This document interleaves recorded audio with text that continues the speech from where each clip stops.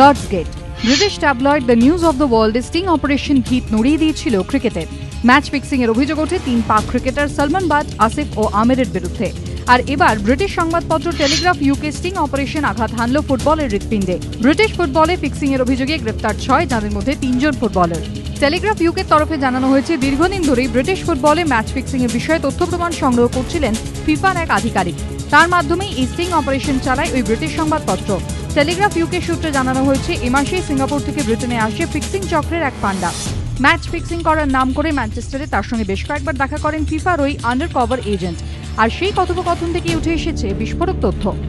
ওই ব্যক্তি ফিফার আন্ডার কভার এজেন্টকে জানান, ইংল্যান্ডে ফুটবলে ম্যাচ ফিক্সিং এর দর বেশি। একজন ফুটবলার ম্যাচ প্রতি 70,000 পাউন্ড পর্যন্ত নেন।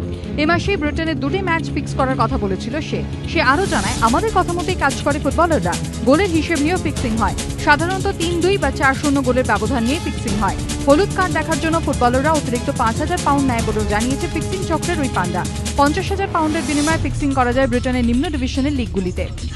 এই স্টিং অপারেশনের ভিত্তিতেই মঙ্গলবার ফিক্সিং চক্রের ওই পান্ডাকে গ্রেফতার করে ন্যাশনাল ক্রাইম এজেন্সি। গ্রেফতার করা হয় 6 জনকে।